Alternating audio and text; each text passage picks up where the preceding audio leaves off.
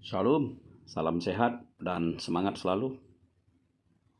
Firman Tuhan yang menjadi nats khotbah kita di Minggu Seksagesima tanggal 7 Februari 2021 diambil dari kitab Yesaya 40 ayat 27 hingga ayat yang ke-31.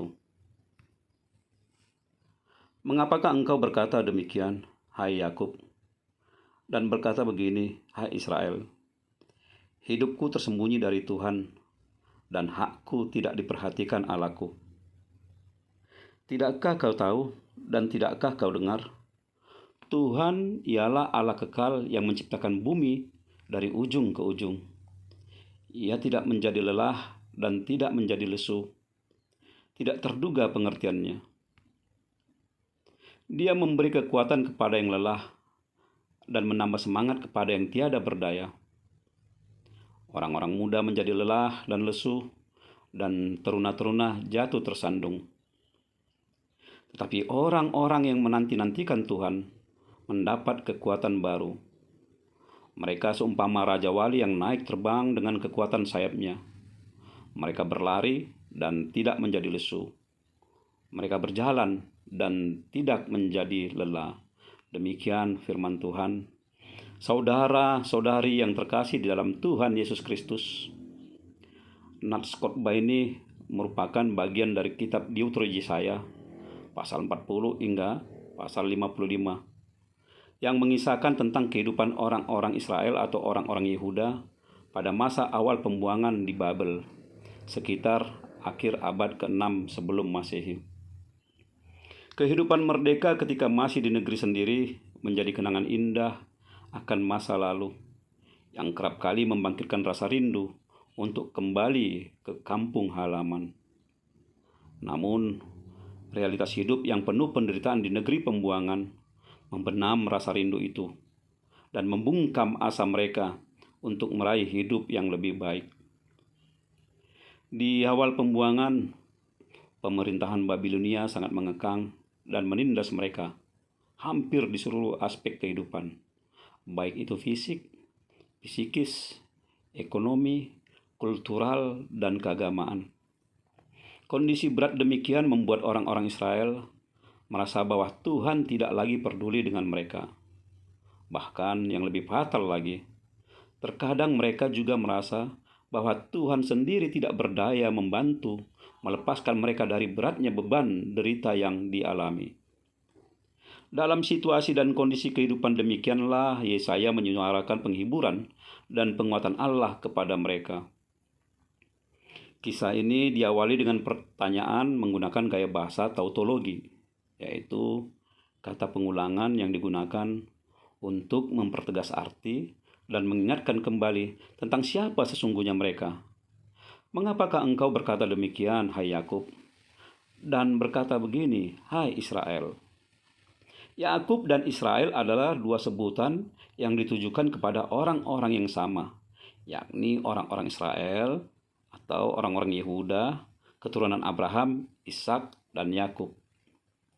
Melalui sebutan ini, orang-orang Israel yang ada di pembuangan Babel diingatkan kembali akan peristiwa sejarah yang begitu penting, yaitu ketika kakek leluhur mereka Yakub pergi dari Beersheba menuju Haran untuk menghindari amarah abangnya Esau, karena ia telah menipu ayahnya Ishak atas berkat yang seharusnya diberikan kepada Esau.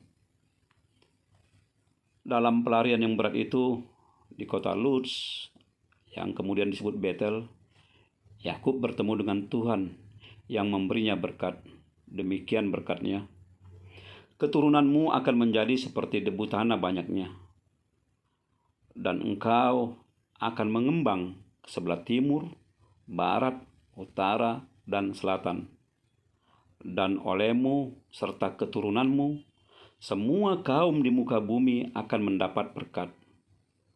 Sesungguhnya aku menyertai engkau, dan aku akan melindungi engkau kemanapun engkau pergi. Dan aku akan membawa engkau kembali ke negeri ini, sebab aku tidak akan meninggalkan engkau, melainkan tetap melakukan apa yang kujanjikan kepadamu.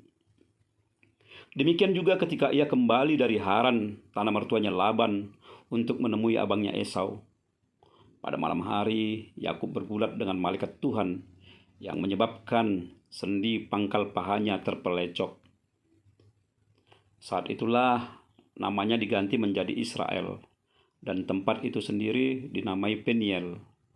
Malaikat itu berkata kepadanya, "Namamu tidak akan disebutkan lagi Yakub, tetapi Israel, sebab engkau telah bergumul melawan Allah dan manusia, dan engkau menang." Bertanyalah Yakub, "Katakanlah juga namamu." Tetapi sahutnya, "Mengapa engkau menanyakan namaku?" Lalu diberkatinya Yakub di situ. Yakub menamai tempat itu Peniel, sebab katanya, "Aku telah melihat Allah di hadapan muka, tapi nyawaku tertolong."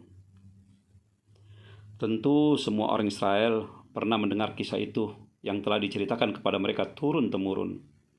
Mereka akan selalu mengenangnya sebagai peristiwa sukacita besar, karena Tuhan telah melindungi Yakub dan memberkatinya beserta dengan seluruh keturunannya. Nama dan peristiwa itulah yang digunakan Yesaya untuk menggugah kembali iman mereka kepada Allah dan percaya akan tiba pertolongannya.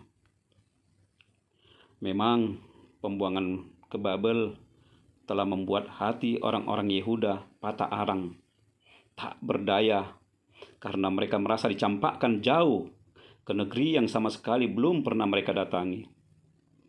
Rasanya Tuhan sudah tidak lagi peduli terhadap mereka. Bahkan muncul pula dalam benak orang-orang buangan bahwa Tuhan sama sekali tidak berdaya menghadapi kekuatan musuh dan ilah-ilah sembahan bangsa lain. Itu sebabnya Yesaya mengingatkan bahwa Tuhan itu kekal. Ia tetap sama dan tidak pernah lupa akan janji-janjinya. Sebagaimana Tuhan yang telah melindungi Yakub pada masa lalu, maka ia juga akan menolong orang-orang Yehuda dalam segala penderitaan yang sedang dihadapi mereka saat itu. Tidak ada satu tempat pun yang tidak terlihat oleh Tuhan, dan tidak ada pula satu peristiwa pun yang tidak diketahuinya, karena Ia yang menciptakan bumi ini dan seluruh isinya. Dalam kesaksiannya, Yesaya juga mengingatkan bahwa Tuhan tidak akan pernah tinggal diam. Otoritasnya mutlak dan tidak terbatas. Tidak ada yang dapat melampaui kuat dan kuasa Tuhan itu. Inilah kiranya yang harus senantiasa dicamkan orang-orang Israel dan termasuk kita juga saat ini. Kekuatan Tuhan pasti akan mengalir dalam hati orang-orang yang senantiasa menantikan kedatangannya. Ternyata ukuran kekuatan dan kemampuan untuk mengatasi masalah berat bukanlah berdasarkan standaritas fisik manusia semata, muda, kuat, dan tangguh. Sebab semua itu sangat terbatas dan pada akhirnya nanti akan mengalami kemunduran. Kekuatan yang sesungguhnya hanya ada pada Tuhan. Orang-orang yang senantiasa berharap pada Tuhan, yang senantiasa menanti-nantikan kehadirannya, pasti akan memperoleh kekuatan dalam menghadapi segala persoalan hidupnya. Bagaikan burung Raja Wali yang terbang tinggi, bebas, dan kuat, demikianlah Yesaya menggambarkan orang-orang yang hidup bersama dengan Tuhan. Saudara-saudari yang terkasih dalam Kristus Yesus, sama seperti khotbah minggu lalu di mana kita telah diingatkan akan otoritas sabda Yesus mengusir roh jahat, maka di minggu Seksagesima ini kita diingatkan akan otoritas Tuhan menolong kita dari segala beban penderitaan. Tidak ada satupun tempat yang tidak dapat dilihat oleh Tuhan, dan tidak ada satu beban pun yang tidak bisa diatasi oleh Tuhan. Inilah sukacita kita. Bersama Tuhan, kita pasti kuat dan menang.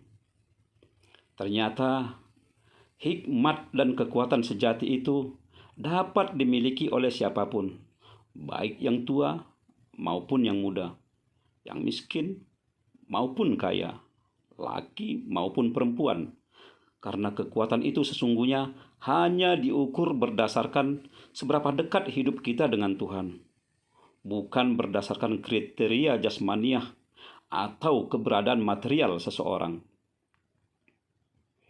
Ada satu kata bijak yang selalu saya ingat dan kiranya juga dapat menguatkan saudara-saudari dalam menghadapi segala pergumulan hidup ini, yaitu pos nubila jubile. Berlalulah derita, datanglah bahagia. Istilah kerennya, habis gelap, terbitlah terang. Artinya tidak ada penderitaan yang abadi. Di balik setiap penderitaan, seperti yang dialami oleh orang-orang Israel pada masa itu, pasti ada hikmat dan sukacita yang menanti. Nah, yang terpenting adalah bagaimana kita menghadapi persoalan itu. Kepada siapakah kita mengadu dan memohon bantuan untuk mengatasi segala persoalan itu? Di India Utara ada suatu kepercayaan unik yang terus dijalankan hingga saat ini. Dikenal dengan istilah zoofilia. Pernah terjadi seorang anak perempuan harus dinikahkan dengan seekor anjing jantan liar. Ritual pernikahan dilakukan secara formal di hadapan seluruh kerabat dan warga kampung tempat tinggal mereka. Alasan pernikahan cukup sederhana, yakni hanya karena gigi taring si anak tersebut yang lebih dahulu tumbuh daripada gigi serinya. Memang kita tahu umumnya yang tumbuh pertama setiap anak-anak adalah gigi seri atau gigi depannya. Menurut kepercayaan mereka, hal ini pasti akan mendatangkan celaka bagi si anak tersebut atau bahkan bisa juga menimpa keluarga dan orang lainnya. Maka jalan keluarnya perlu dicari hewan liar untuk dijadikan pendamping hidupnya yang dianggap mampu mengatasi atau membebaskan mereka dari ancaman bahaya itu. Kisah nyata lainnya ketika beberapa waktu lalu kami bersama dengan beberapa mahasiswa melakukan pendakian ke Pusubuhit di Huta Cianjur Mula-Mula, Kabupaten Samosir. Sesampai di puncak bukit, alangkah terkejutnya hati ini. Karena saat itu kami menemukan banyak sekali kartu nama orang-orang yang ingin memperoleh kedudukan atau jabatan strategis dalam pekerjaannya. Selain kartu nama, saat itu kami juga menemukan berbagai sesajen untuk persembahan mereka. Bahkan ada pula yang terlihat membawa orang pintar untuk memimpin ritual penyembahannya kepada roh penguasa di tempat itu. Sungguh ironis, dan masih banyak lagi realitas sosial yang seperti itu. Tidak sedikit orang yang selalu meminta pertolongan atau perlindungan kepada kuasa-kuasa lain di luar kuasa Tuhan. Kita masih ingat nats khotbah minggu lalu ketika iblis mencoba memuji Yesus sebagai yang kudus dari Allah. Yesus tidak tergoda dan ia mengusir setan keluar dari tempat itu. Mari kita kembali ke inti khotbah ini. Tentu dalam perjalanan hidup masing-masing, kita sering menghadapi berbagai persoalan berat, bahkan teramat berat. Seakan-akan tidak ada tempat untuk mengadu. Tidak ada teman yang bisa membantu. Mungkin karena gagal dalam studi, gagal dalam pertemanan atau pacaran, gagal dalam pekerjaan, gagal dalam membina rumah tangga yang harmonis, mengalami kecelakaan, atau bahkan kehilangan untuk selamanya orang-orang yang kita sayangi, dan lain sebagainya. Hati menjadi lelah dan gelisah, kaki berat untuk melangkah, gairah hidup seakan sirna. Jika hal itu menimpamu, ingatlah bahwa selalu ada Tuhan tempatmu mengadu. Ya, hanya Tuhanlah tempatmu mengadu. Sama seperti Tuhan yang telah menolong Yakub dalam pelarian dan kesendiriannya. Sama seperti Tuhan yang telah menguatkan orang-orang Israel dalam pembuangan dan penindasan mereka. Demikian juga Tuhan pasti akan menolong dan menguatkan hatimu dalam menghadapi segala persoalan hidup ini. Percayalah akan hal itu. Oleh sebab itu, kita harus selalu berhati-hati. Jangan sampai pernah ada ucapan yang keluar dari bibir kita yang mengatakan bahwa Tuhan telah meninggalkan aku, atau Tuhan tidak lagi memperhatikan hidupku, Tuhan tidak peduli padaku. Jangan ucapkan itu. Ketahuilah, ucapan itu justru membuktikan bahwa kita sendirilah yang telah meninggalkan Tuhan, atau setidaknya kita sendirilah yang sudah berdiri di depan pintu gerbang untuk pergi melangkah meninggalkan Tuhan. Sebab Tuhan tidak akan pernah pergi meninggalkan tempat yang ada di bumi ini. Tuhan tidak akan pernah pergi meninggalkan kita, karena semua ini adalah milik-Nya. Dari ujung ke ujung bumi adalah kepunyaannya. Dan hidup kita sendiri pun Dialah yang empunya. Sekali lagi, ingatlah bahwa di balik setiap penderitaan pasti ada sukacita, asal kita tetap pasrah dan berharap kepada Tuhan. Jangan terlalu mengandalkan kemudahanmu. Jangan terlalu andalkan tenagamu. Jangan terlalu bangga akan pangkat atau jabatanmu. Jangan terlalu pongah dengan limpahan harta bendamu, karena itu semua akan berlalu dan tidak akan melepaskan beban deritamu. Tetapi andalkanlah kuat kuasa Tuhanmu, andalkanlah iman dan kesetiaanmu, maka kamu akan kuat dan menang dalam menghadapi segala persoalan.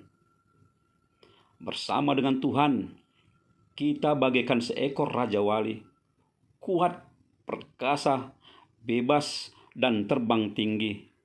Itulah gambaran orang-orang yang hidup menanti-nantikan Tuhan. Penuh semangat, energik, berpikiran tinggi, dan cerdas, mampu melihat persoalan dengan jelas. Tidak ada kata menyerah dalam diri orang-orang percaya. Tidak ada putus asa dalam hidup orang-orang yang beriman kepada Kristus. Hanya dengan Tuhan kita akan memperoleh kekuatan dan kebahagiaan. Itu sebabnya dalam khotbahnya di bukit, Yesus telah mengingatkan, berbahagialah orang yang miskin di hadapan Allah. Berbahagialah orang yang berduka cita. Berbahagialah orang yang lapar dan haus akan kebenaran. Berbahagialah orang yang dianiaya oleh sebab kebenaran, karena merekalah yang empunya kerajaan sorga. Kualitas kekuatan dan kebahagiaan hanya diukur dari seberapa dekat hubungan kita dengan Tuhan. Orang yang kuat bukanlah orang yang dapat memukul jatuh lawan-lawannya, apalagi temannya sendiri. Orang yang kuat adalah orang yang mampu mengangkat lawan yang jatuh untuk dapat berdiri dan berjalan lagi bersamanya, karena Tuhan juga telah melakukan itu untuk kita. Akhirnya, kekuatan dan kebahagiaan sejati sesungguhnya hanya ada jika kita senantiasa hidup bersama dengan Tuhan. Selamat berbahagia dan tetaplah semangat dalam segala aktivitasmu. Tuhan beserta kita. Amin.